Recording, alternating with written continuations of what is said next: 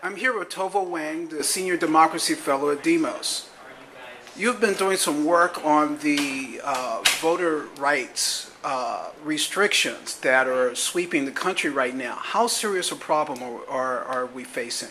It's extremely serious. In fact, I would say that we have not seen an attack on our voting rights like this in a couple of generations. There are probably a majority of states that right now are in the process of passing laws that will make it harder for people to vote, particularly people of color, people who are low income, young people and students, and people with disabilities. And we're just, now trying to fight back. Give us a couple of examples. Well, the biggest example, the thing that's happening in many, many states, is they are trying to pass and are passing laws that would require people to provide government-issued photo identification in order to vote.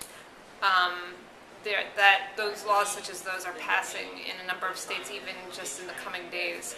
And the problem with that is that overall about 11% of the population doesn't have the type of ID that would be required to vote.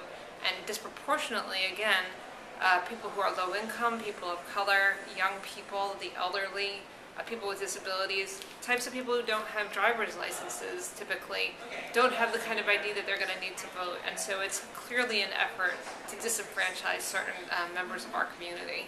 I could imagine, though, someone who supports these kinds of measures putting out an ad saying, listen, you need to show an ID to buy a six-pack of beer or a pack of cigarettes. What's the big deal with showing the same ID to cast a vote?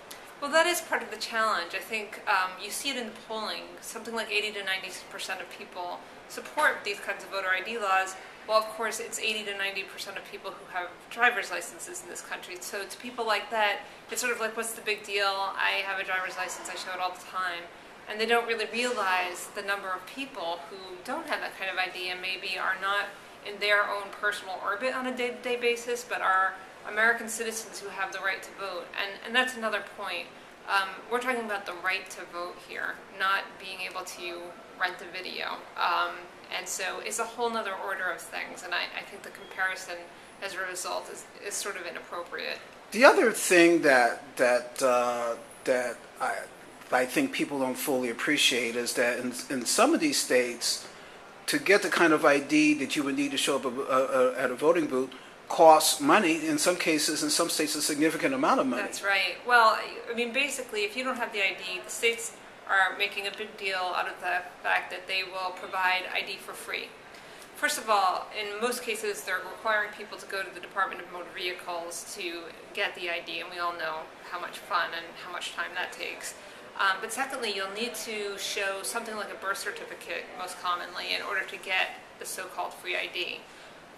I don't know how many people have just sitting in their apartment someplace where they know where they can find it, their original birth certificate. I don't think I could find mine.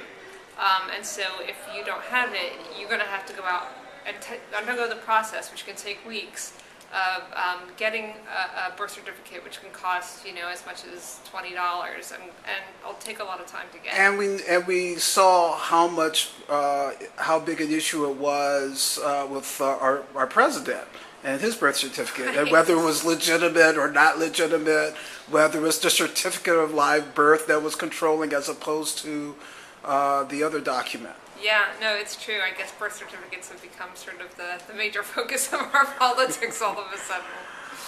So what do we do about this? What can we do? It sounds like, I tell you, it sounds like the voting rights struggles back in the 1960s where you actually needed to have demonstrations on the street in order to call attention to this. Are we at that level? I think that we are moving into that stage. I think that, we're past the point where state legislatures are already in the midst of passing these bills, governors are signing them. There are some states where we are still battling hard to stop these bills from being passed, and I would certainly encourage people to become engaged in that. But going forward, I think you will see some more direct action type of activity, especially among students who are very affected by these kinds of bills, to demonstrate how difficult it will be for them to vote and how they are being disenfranchised. And then we'll have to move into considering suing some states and then ultimately trying to figure out how are we going to make sure that everybody has the ability to vote in such a crucial election year in 2012, given these new restrictions? Last question. The Justice Department. You would expect the Justice Department to be playing a leading role, particularly when we're talking about federal elections. Right. How much support is the Justice? How involved is the Justice Department in this? And do we need to put more pressure on the Justice Department? Well, I think we don't know yet. I mean, several of the states that are passing these ID laws are covered by what's referred to as Section 5 of the Voting Rights Act, where they have to basically get permission from the Department of Justice in order to go forward with the change in their voting laws. And so the Department of Justice will be reviewing these new laws to see if they have a discriminatory impact. And we would hope that the Department of Justice would take a very serious and hard look at these laws, since I think there is tremendous evidence that they are tremendously discriminatory. And then going forward, once we are in the elections phase, I would also hope that the Department of Justice would be keeping a very close eye on the implementation of these ID laws, which we have had experience that shows that they are discriminatorily implemented as well. So we hope that they will take a strong role in this. Thank you very much. Thank you.